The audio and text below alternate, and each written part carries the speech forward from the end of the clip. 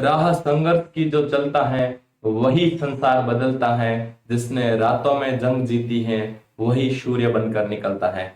नमस्कार, स्वागत है आप सभी का नॉर्सेट वाईफाई के इस ऑनलाइन यूट्यूब चैनल पर, जहां अपन डिस्कस कर रहे थे फार्मेकोलॉजिकल सब्जेक्ट से जुड़ी हुई कुछ इंपॉर्टेंट ड्रग्स की वीडियो सीरीज, जिसका नाम अपन ने रखा था फार्मा स्नैप। तो फार्मा स्नैप सीरीज में अपन पहले भी कुछ ड्रग्स के वीडियो अपलोड कर चुके हैं। यदि आपने अभी तक वो नहीं देखे हैं तो कृपया YouTube चैनल पर फार्मा स्नैप प्लेलिस्ट में विजिट करें, चैनल को सब्सक्राइब भी करें और उन वीडियो को भी जरूर देखें। उसी क्रम में आज अपन मेंटल हेल्थ नर्सिंग का सेकंड ड्रग कैटेगरी डिस्कस कर रहे हैं। इससे पहले अपन ने एंटी साइकोटिक्स को अच्छे से डिस्कस किया है और आज दूसरा इंपॉर्टेंट ड्रग सेगमेंट जिसका नाम है एंटी डिप्रेसेंट, इसको डिस्कस करते हैं।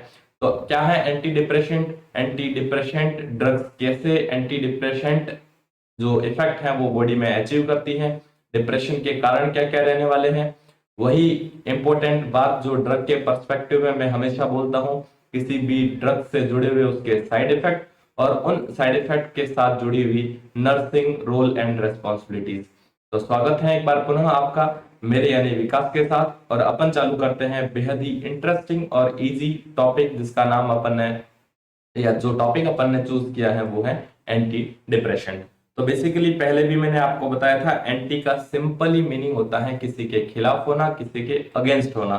और यहाँ ये किसके अगेंस्ट है? यहाँ ये अगेंस्ट है डिप्रेशन के। तो डिप्रेशन क्या होता है? डिजीज पोर्शन में आप सभी ने अच्छे से पढ़ा होगा। यहाँ थोड़ा सा ब्रीफ इंट्रोडक्शन लेंगे कि डिप्रेशन क्या होता है। तो डिप्रेशन के बारे में अगर अपन साइकाइट्रिक सब्जेक्ट के अकॉर्डिंग बात करें कि डिप्रेशन के क्या क्या कैरेक्टरिस्टिक्स होते हैं, तो कुछ दो चार मैं डिस्कस करता हूं। सबसे पहला डिप्रेशन में होता है पीएमए यानी साइको मोटर एक्टिविटी जो होती है वो डिक्रीज देखने को मिलती है। पीएमए यानी साइको मोटर एक्टिविटी क्या हो जाती है? डिक्रीज।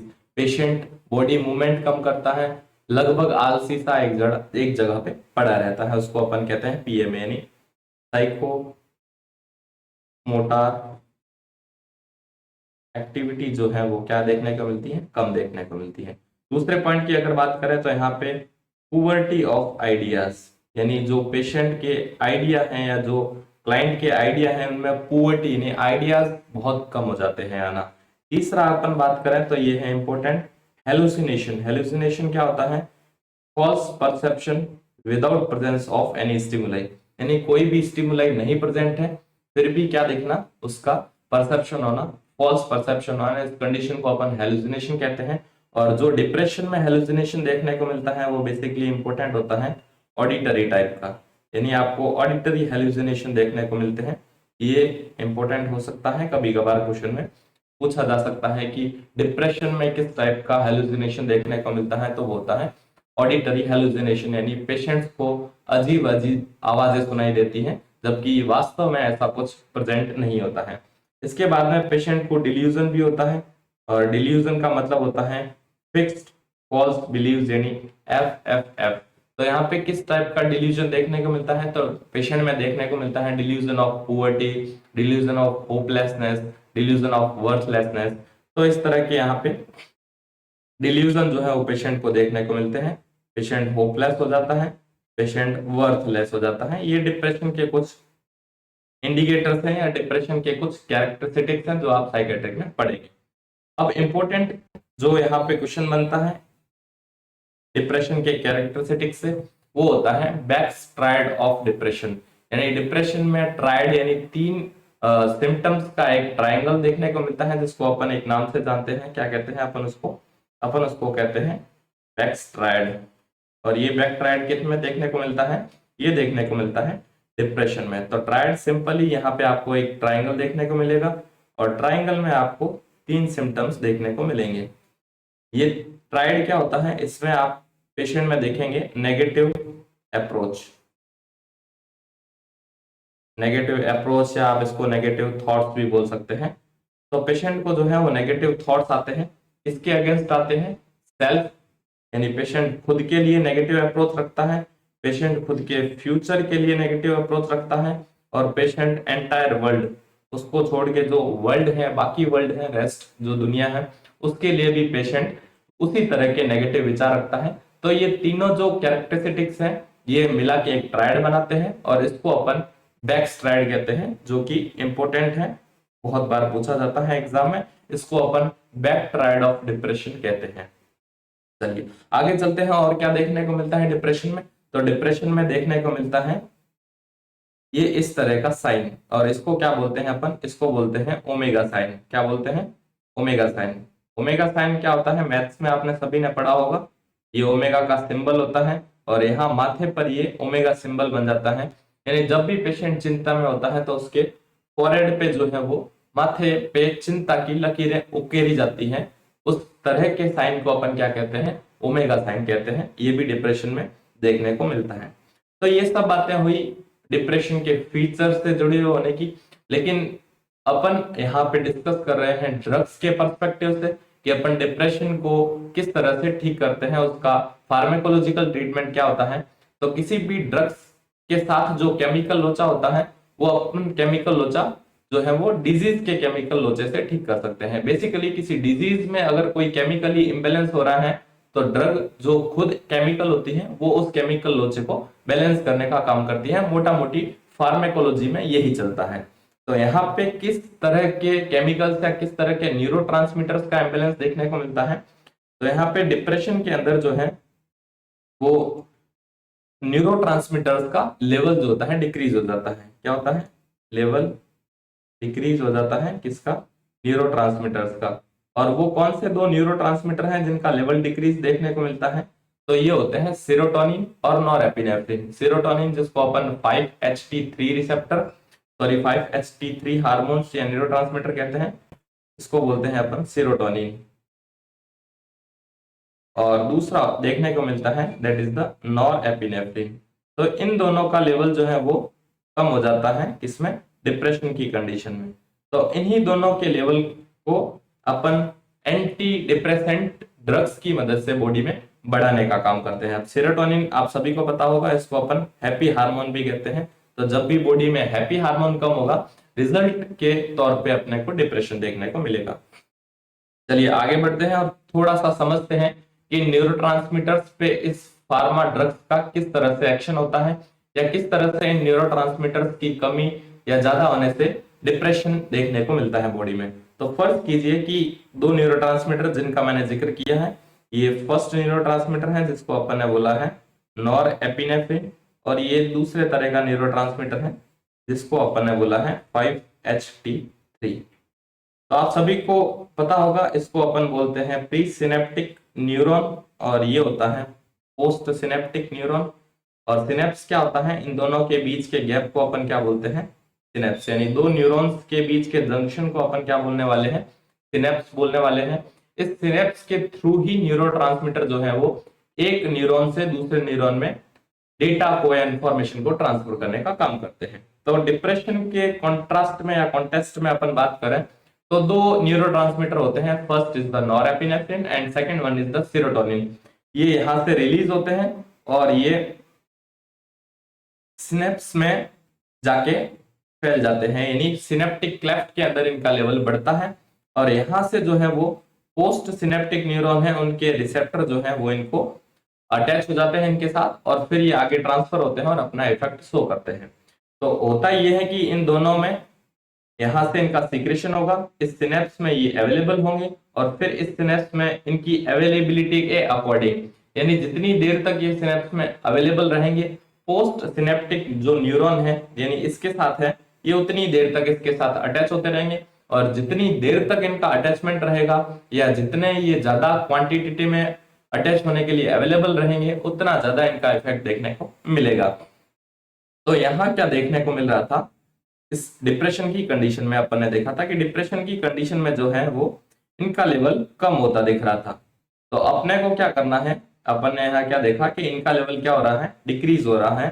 तो अपन को ड्रग्स की हेल्प से इनका लेवल बढ़ाना है यहाँ पे। तो अपन इस सिनेप्स में इनके लेवल को किस तरह से बढ़ा सकते हैं ये थोड़ा सा सोचने की जरूरत है और यही इन ड्रग्स का मैकेनिज्म ऑफ एक्शन रहने वाला है। तो सिनेप्स के अंदर न्यूरोट्रांसमीटर्स के लेवल को अपन दो तरीके से बढ़ा सकते हैं।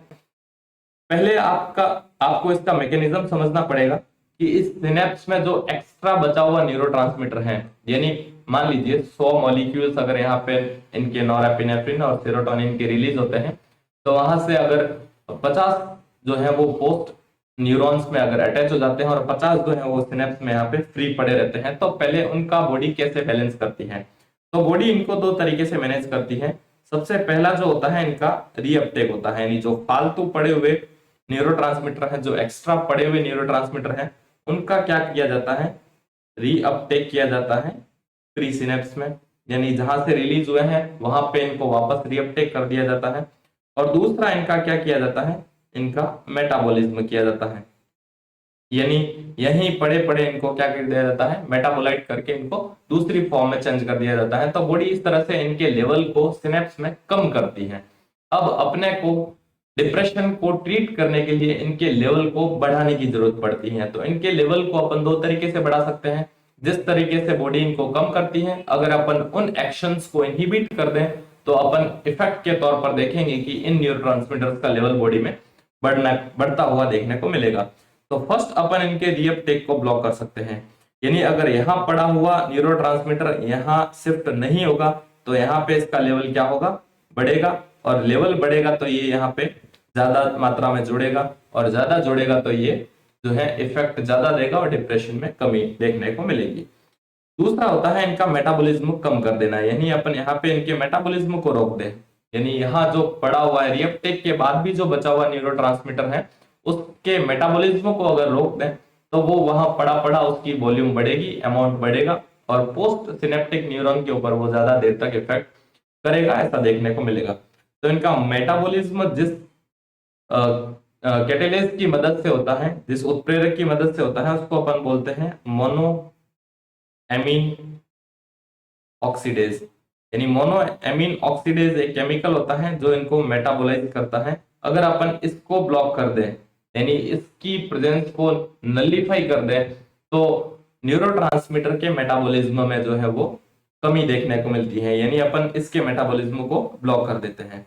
तो इन्हीं दो कैटेगरी के बेस पे यहाँ पे ड्रग्स की अवेलेबिलिटी होती है। जो फर्स्ट ड्रग अवेलेबल होती है वो होती है मोनो एमीन ऑक्सीडेज इनहिबिटर्स, यानी इनको MAOIs भी कहते हैं। तो इन ड्रग्स का यूज करके अपन यहाँ पे न्यूरोट्रांसमीटर का लेवल बढ़ा सकते हैं। और दूसरा रीअपटेक को कम करके, और रीअपटेक कम करने के लिए तीन कैटेगरी की ड्रग्स अवेलेबल होती हैं जिनको अपन as a anti depressant use करते हैं। फर्स्ट इज द TCA, यानी tricyclic anti depressant. Second इसमें आता है selective serotonin reuptake inhibitor, reuptake को इनहिबिट करना या ब्लॉक करना, किसको? ओनली सेलेक्टिव सेरोटोनिन को, यानी 5-HT3 अकेले को रीअपटेक से रोकना। और थर्ड कैटेगरी आती है सेलेक्टिव नॉरएपिनेफ्रिन रीअपटेक इनहिबिटर। तो मोटा मोटी ये दो ड्रग्स की कैटेगरी आती है जो एंटी डिप्रेशन का यूज या एंटी डिप्रेशन इफेक्ट देती है। तो यहां तक मेरे हिसाब से आपने बहुत अच्छे से समझ लिया होगा इसका मैकेनिज्म ऑफ एक्शन। तो अब फटाफट अपन बढ़ते हैं ड्रग्स के बारे में, कि इनका एक एक करके अपन पढ़ेंगे इनकी ड्रग्स के बारे में। उससे पहले जो एक क्वेश्चन आता है नर्सिंग रेस्पॉन्सिबिलिटी से जुड़ा हुआ, इसको आप थोड़ा याद रखेंगे, that is the nursing responsibility. क्या नर्सिंग रेस्पॉन्सिबिलिटी है? इनके मैकेनिज्म ऑफ एक्शन के अकॉर्डिंग उसको अपन देखते हैं कि जब भी अपन एंटी डिप्रेशन ड्रग लेते हैं, यानी we take anti depression drug, जब भी अपन ये ड्रग लेंगे तो इस ड्रग का जो है इफेक्ट आएगा बॉडी में, जिसको अपन क्या कहने वाले हैं? Anti depression effect. तो ड्रग लेने से इफेक्ट आने के बीच में कुछ टाइम लगता है बॉडी को, और ये टाइम कितना लगता है? ये लगता है 2 to 6 वीक, यानी अराउंड 1 मंथ का इनको क्या लगता है? टाइम लगता है। तो ये बहुत बड़ा टाइम पीरियड हो जाता है, और पेशेंट सोचता है कि मैंने 5 दिन हो गए, 10 दिन हो गए, 15 दिन हो गए टैबलेट लेते हुए, अभी तक डिप्रेशन में कोई कमी नहीं हुई है। तो इस बेसिस पे यहाँ पे एक नर्सिंग रोल बनता है। तो सबसे पहले इस पीरियड को अपन क्या कहते हैं? जो लगता है इसको अपन कहते हैं लेग फेज या लेग पीरियड, इसको अपन कहते हैं लेग पीरियड। और यहाँ पे नर्स की रेस्पॉन्सिबिलिटी बनती है क्या करना? यहाँ पे इंश्योर करना पेशेंट को, इंश्योर और एजुकेट, पेशेंट को एजुकेट करना अबाउट नॉट फिट मेडिकेशन, यानी आपको पेशेंट को इंश्योर करना है कि एंटी डिप्रेशेंट इफेक्ट देने में थोड़ा टाइम लेती हैं, इसलिए आप इंश्योर रहें। आपको एजुकेट करना है इस लैग पीरियड के बारे में कि इतना टाइम मिनिमम ही लगता है इस ड्रग्स को इफेक्ट आने में। तो आपको क्या करना है, आपको इन दवाई को क्विट नहीं करना है, आपको मेडिकेशन को जो है वो कंटिन्यू करना है। ये क्वेश्चन बहुत बार एग्जाम में पूछा जाता है नर्सिंग रेस्पॉन्सिबिलिटी के तौर पे। आगे बढ़ते हैं और अपन डिटेल में समझते हैं एक एक ड्रग के बारे में। सबसे पहले जो ड्रग कैटेगरी अपन ने यहाँ देखी थी टीसीए यानी ट्राई साइक्लिक एंटी डिप्रेशन, तो इसके बारे में अपन पढ़ते हैं।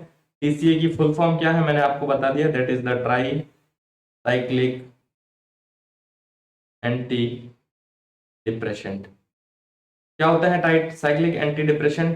सबसे पहले अपन इसका यूज देख लेते हैं। इनको सेकंड लाइन यूज किया जाता है इनका, यानी ये होती है second line drugs to use in depression, यानी डिप्रेशन में इनको सेकंड लाइन ड्रग्स के तौर पे यूज किया जाता है। इनसे पहले कुछ कैटेगरी की ड्रग होती है एसएसआरआई सेरोटोनिन रिएप्टेक इनहिबिटर, उनको फर्स्ट लाइन में यूज किया जाता है। इनमें चार इंपॉर्टेंट ड्रग आती हैं। First is the clomipramine, second one is the imipramine, third amitriptyline और फोर्थ आती है नॉरट्रिप्टिलिन। इन चारों में से ये दो ड्रग्स इंपॉर्टेंट है, और इंपॉर्टेंट क्यों है? क्योंकि एग्जामिनर यहाँ से क्वेश्चन बनाता है। तो इन दोनों का ब्रीफ में अपन आगे देखेंगे क्या है इनमें। और दो ड्रग का आपको सिर्फ नाम याद रखना है, that is the amitriptyline and fourth one is the nortriptyline. अब बढ़ते हैं क्लोमिप्रामाइन के साथ। क्या है क्लोमिप्रामाइन? तो क्लोमिप्रामाइन जो होती है वो होती है मैक्सिमम 5HT3 रीअपटेक ब्लॉकर, यानी ये सबसे ज्यादा ब्लॉक करती है रीअपटेक को 5HT3। तो सबसे ज्यादा ब्लॉक करेगी तो इसका इफेक्ट भी बहुत अच्छा होगा, और इसके अकॉर्डिंग इसको अपन यूज करते हैं। यानी ये ड्रग ऑफ चॉइस होती है OCN या OCD में। आप सभी ने सुना होगा OCN ऑब्सेसिव कंपल्सिव डिसऑर्डर में, जहां बार बार रिपीटेडली थॉट्स आते हैं और बार बार रिपीटेडली अपन एक्ट परफॉर्म करते हैं, जैसे रिपीटेडली हैंड वॉशिंग परफॉर्म करना हेल्थ केयर प्रोफेशनल्स के अंदर। तो ये ड्रग ऑफ चॉइस रहने वाली है OCN या OCD के अंदर। आगे बढ़ते हैं दूसरी ड्रग के बारे में, that is the imipramine. Imipramine भी क्या है? ये भी ड्रग ऑफ चॉइस है। इस कंडीशन में ये है नॉक्चूर्नल एन्यूरेसिस, या जिसको बेड वेटिंग भी कहते हैं इन चिल्ड्रन, यानी रात में इनवॉल्यूंटरी यूरिन पास आउट होना, दैट इज द नॉक्चूर्नल एन्यूरेसिस। तो वो भी एक डिप्रेशन का पार्ट होता है, और उसको जिस ड्रग से ट्रीट किया जाता है वो होता है इमिप्रामाइन। यानी नॉक्चूर्नल जो एन्यूरेसिस है चाइल्ड्स के अंदर, उसका ड्रग ऑफ चॉइस रहने वाला है इमिप्रामाइन। अब ये जो है इसके साथ एक नर्सिंग रेस्पॉन्सिबिलिटी जुड़ी हुई रहती है, क्योंकि इसका साइड इफेक्ट देखने को मिलता है एरिथमिया। पहले भी मैंने डिस्कस किया था एंटी डिप्रेशन में भी कि जिस भी ड्रग का साइड इफेक्ट एरिथमिया रहने वाला है, आप उसको स्टार्ट करने से पहले पेशेंट में उसकी क्या लेंगे? ECG चेक करेंगे। ये इसके साथ जुड़ी हुई एक नर्सिंग रेस्पॉन्सिबिलिटी है। अब देखते हैं साइड इफेक्ट ऑफ TCA यानी ट्राई साइक्लिक एंटी डिप्रेशन से जुड़े हुए क्या साइड इफेक्ट होते हैं। तो यहाँ साइड इफेक्ट देखने को मिलता है एरिथमिया, जैसा मैंने आपको बता दिया है यहाँ पे। और आपको एरिथमिया के लिए क्या करना है? ECG यहाँ आपको करनी है। Second constipation, dry mouth, urine retention इसका साइड इफेक्ट भी देखने को मिलता है, और इसको अपन नॉक्चूर्नल एन्यूरेसिस में ट्रीटमेंट के लिए काम में लेते हैं। फिर ओबेसिटी इसका साइड इफेक्ट होता है, और इसका साइड इफेक्ट लास्ट देखने को मिलता है ग्लाउकोमा। तो ग्लाउकोमा से एक बार क्वेश्चन बन चुका है एग्जाम में, व्हाट इज द ग्लाउकोमा? तो ग्लाउकोमा होता है आंखों के अंदर ऑक्यूलर प्रेशर बढ़ जाना, यानी IOP का बढ़ जाना क्या कहलाता है? ग्लाउकोमा दो टाइप का होता है, ओपन एंगल, क्लोज एंगल। तो यहाँ पे नर्सिंग रेस्पॉन्सिबिलिटी क्या देखने को मिलती है? यहाँ नर्स रेस्पॉन्सिबिलिटी देखने को मिलती है कि ड्रग्स को चालू करने से पहले या ड्रग्स चलने के दौरान कंटिन्यूअसली पेशेंट का IOP मॉनिटर करना, यानी मॉनिटर इंट्रा ऑक्यूलर प्रेशर, क्योंकि ये क्या कॉज करती है? ग्लाउकोमा कॉज करती है, इसलिए कंटिन्यूअसली अपन IOP को मॉनिटर करेंगे। ये आपको बात ध्यान में रखनी है TCA से जुड़ी हुई। नेक्स्ट अपन बढ़ते हैं SSI की तरफ, SSRI, और इस ड्रग को अपन कहते हैं सेलेक्टिव सीरोटोनिन जिसको अपन ने हैप्पी हार्मोन बोला था, रीअपटेक इनहिबिटर, और रीअपटेक को इनहिबिट करेंगे तो सिनेप्सिस में या सिनेप्टिक क्लेफ्ट के अंदर सीरोटोनिन का लेवल बढ़ेगा, और सीरोटोनिन का लेवल बढ़ेगा, हैप्पी हार्मोन का लेवल बढ़ेगा, तो ऑब्वियसली डिप्रेशन को कम करेगा। अब अपन देखते हैं ये क्या यूज है इसके। तो मैंने पहले बताया आपको, this is the first line use in depression, first line use in depression. Depression में ये यूज होने वाली फर्स्ट लाइन यूज होने वाली है। डिप्रेशन को ट्रीट करने के लिए सबसे पहले जो यूज करते हैं वो इनका यूज करते हैं। इसीलिए ये बहुत सारी कंडीशन में क्या होती है, ड्रग ऑफ चॉइस होती है। कौन कौन सी कंडीशन में ये ड्रग ऑफ चॉइस होती है, इसको अपन देखते हैं। तो ये ड्रग ऑफ चॉइस देखने को मिलेगी सबसे पहले तो डिप्रेशन में, फिर ये ड्रग ऑफ चॉइस देखने को मिलती है ओसीएन में या ओसीडी, अभी अपन ने बताया ऑब्सेसिव न्यूरोसिस कंपल्सिव डिसऑर्डर्स में, और फिर ये डिसऑर्डर देखने को मिलती है पीएमएस यानी प्री मेंस्ट्रुअल सिंड्रोम। तो फीमेल्स में मेंस्ट्रुएशन साइकिल स्टार्ट होने से पहले देखने को मिलता है डिप्रेशन के तौर पर, मूड स्विंग के तौर पर, उसको अपन बोलते हैं प्री मेंस्ट्रुअल सिंड्रोम। तो ये पीएमएस को ट्रीट करने के लिए भी ड्रग ऑफ चॉइस होती है।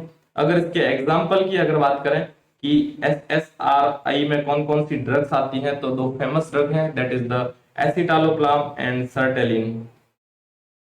सर्टेलिन और सेकेंड ड्रग होती है दैट इज द एसिटालो। तो ये दो ड्रग होती हैं जो एसएसआरआई के अंदर आती हैं और फेमस है। एसएसआरआई फर्स्ट लाइन ट्रीटमेंट होता है इसमें डिप्रेशन के अंदर। साइड इफेक्ट की अगर बात करें कि एसएसआरआई के क्या साइड इफेक्ट है, तो नोजिया वोमिटिंग जो है वो इनका मोस्ट कॉमन साइड इफेक्ट देखने को मिलता है। आपको ये याद रखना है, that is the most common, ये मोस्ट कॉमन साइड इफेक्ट है नोजिया वोमिटिंग। इसके साथ साथ इनमें anxiety, insomnia, vivid dreams, erectile dysfunction, anorgasmia और डिलेड इजैकुलेशन, ये तीन तरह के सेक्सुअली डिसऑर्डर्स देखने को मिलते हैं। तो जो इरेक्टाइल डिसफंक्शन है ये भी देखने को मिलता है मोस्ट कॉमनली, बट ये रहने वाला है डिलेड इफेक्ट, यानी इस दवाई को लेने के डिलेड इफेक्ट बहुत लंबे समय बाद जो मोस्ट कॉमनली साइड इफेक्ट देखने को मिलता है वो देखने को मिलता है इरेक्टाइल डिसफंक्शन। तो यहाँ पे मैं दो को मार्क कर देता हूँ, नोजिया वोमिटिंग और इरेक्टाइल डिसफंक्शन, जो कि इंपॉर्टेंट रहने वाले हैं इस ड्रग के साथ। नेक्स्ट मैकेनिज्म ऑफ एक्शन की अगर बात, सॉरी नेक्स्ट ड्रग की अगर बात करें, that is the monoamine oxidase inhibitor. दो तरह की ड्रग्स कैटेगरी अपन ने पहले देखी थी। यहाँ पे अगर अपन पिछली स्लाइड में चले तो फर्स्ट अपन ने देखी थी यहाँ एक कैटेगरी की तीन ड्रग्स जो कि रीअपटेक को ब्लॉक करती हैं, और एक कैटेगरी जो इसके मेटाबॉलिज्म को कम करती है, यानी इसके मेटाबॉलिज्म को कम डिक्रीज करने का काम करती है, that is the monoamine oxidase. तो मोनोअमीन ऑक्सीडेज एक तरह का केमिकल सब्सटेंस है जो कि न्यूरोट्रांसमीटर 5-HT3 और नॉरएपिनेफ्रिन को मेटाबोलाइज करता है। तो अपन इसी को अगर बीच में से उड़ा देंगे तो उनका मेटाबोलाइज क्या हो जाएगा, कम हो जाएगा, और सिनेप्टिक क्लेफ्ट के अंदर उनकी अवेलेबिलिटी, उनकी क्वांटिटी बढ़ जाएगी और उनका इफेक्ट भी ज्यादा मिलेगा। तो ये क्या करते हैं, mono amine oxidase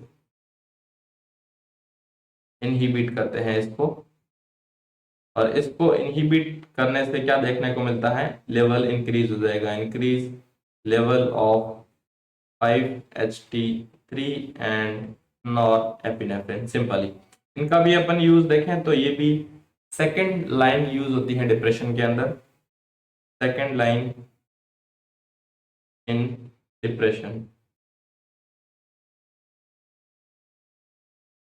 side effect थोड़ा इंपॉर्टेंट है यहाँ पे। मोनोएमीन ऑक्सीडेज के साथ जो साइड इफेक्ट देखने को मिलता है वो होता है हेपेटोटॉक्सिसिटी,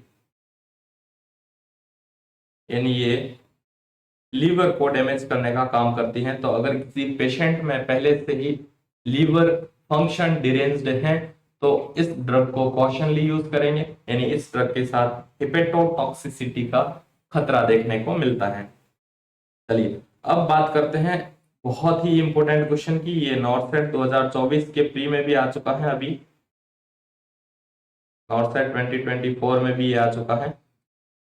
क्या है MOI से जुड़ा, मोनो एमीन ऑक्सीडेज इनहिबिटर से जुड़ी हुई रेस्पॉन्सिबिलिटी, ये भी एक नर्सिंग रेस्पॉन्सिबिलिटी है। और यहाँ पे आपको एक चीज याद रखनी है, स्टेटमेंट पहले मैं लिख देता हूं, अवॉइड फूड कंटेन टायरामिन।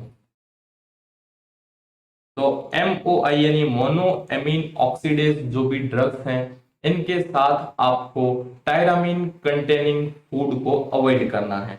चलिए समझते हैं टायरामिन क्या है। तो टायरामिन एक तरह का अमाइनो एसिड्स है जो प्रोटीन की सबसे छोटी इकाई होती है। इसको आपको अवॉइड करना है किसके साथ?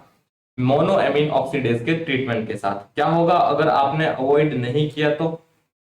इफ नॉट अवॉइड, अगर आपने ले लिया और अवॉइड नहीं किया तो क्या देखने को मिलेगा? यहां पर देखने को मिलेगा हाइपरटेंसिव क्राइसिस।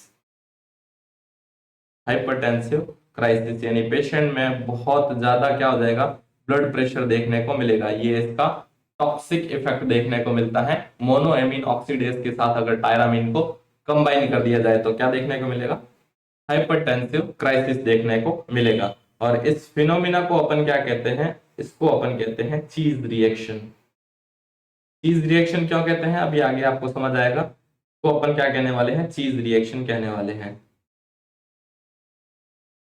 चीज रिएक्शन अपन इसको बोलते हैं। यानी जब भी मोनोअमाइन ऑक्सीडेज के साथ टायरामिन कंटेनिंग फूड को अपन कंज्यूम करेंगे तो हाइपरटेंसिव क्राइसिस देखने को मिलेगा। अब नॉर्सेट 24 में सिंपल ही पूछा था कि MOI के साथ क्या नहीं देंगे? टायरामिन फूड नहीं देंगे। तो इससे दो नेक्स्ट स्टेप के क्वेश्चन बनने की प्रोबेबिलिटी बिल्कुल खुल जाती है। फर्स्ट इज द ऐसे कौन से फूड हैं जिनमें टायरामिन है। दूसरा यहाँ क्वेश्चन नहीं बना था जो बन सकता है कि अगर ले लें तो क्या होगा। तो अगर टायरामिन को ले लें तो हाइपरटेंसिव क्राइसिस हो सकता है। तो एक स्टेप अगर और आगे ले जाएं कि हाइपरटेंसिव क्राइसिस हो गया, अगर किसी पेशेंट को नहीं मालूम था और उसने गलती से कंज्यूम कर लिया तो इसका ट्रीटमेंट भी तो कुछ होगा। बिल्कुल होता है। तो इसके ट्रीटमेंट के लिए जो ड्रग ऑफ चॉइस होती है, यानी हाइपरटेंसिव क्राइसिस के ट्रीटमेंट के लिए जो कि मोनोअमीन ऑक्सीडेज के साथ रिएक्ट करके हुआ है, वो होता है फेंटोलामाइन। क्या होता है? फेंटोलामाइन। यानी ये एक ड्रग होती है, ये एक तरह का क्या है? अल्फा रिसेप्टर ब्लॉकर है। तो ये अल्फा रिसेप्टर ब्लॉकर जो फेंटोलामाइन है, ये ड्रग ऑफ चॉइस होती है इसमें हाइपरटेंसिव क्राइसिस जो कि मोनोएमीन ऑक्सीडेज के टायरामिन के साथ कंबाइन होने से देखने को मिलता है। तो नेक्स्ट जो मैंने डिस्कस किया था कि कौन से फूड हैं जिनमें टायरामिन है, तो ये सब कैटेगरी है फूड की जिसमें टायरामिन अवेलेबल होता है। बनाना में, चीज में, बियर, रेड वाइन, मीट और पिकल यानी अचार में भी टायरामिन होता है। और यहाँ मैंने आपको बताया था कि चीज रिएक्शन क्यों कहते हैं, क्योंकि चीज में बहुतायत में पाया जाता है ये टायरामाइन जो कि मोनोअमाइन ऑक्सीडेज के साथ मिलकर क्या कर सकता है? हाइपरटेंसिव क्राइसिस करवा सकता है। तो ये था आज का लेक्चर एंटी डिप्रेसेंट के बारे में। कैसा लगा आपको ये वीडियो? कमेंट में जरूर बताएं। अगर आपको ये वीडियो अच्छा लगा है तो कंटेंट को अपने दोस्तों के साथ जरूर शेयर करें। नॉर्सेट वाईफाई पर अभी तक आप नए व्यूअर हैं तो चैनल को सब्सक्राइब करें, बेल आइकन को प्रेस करें। और अगर इस पूरे लेक्चर की आप PDF चाहते हैं तो नॉर्सेट वाईफाई के टेलीग्राम चैनल पर ये PDF अवेलेबल रहती है। आप टेलीग्राम चैनल पे भी ज्वाइन करें और इस तरह की PDF को जल्दी से जल्दी प्राप्त करें। बहुत बहुत शुक्रिया आपका अंत तक बने रहने के लिए।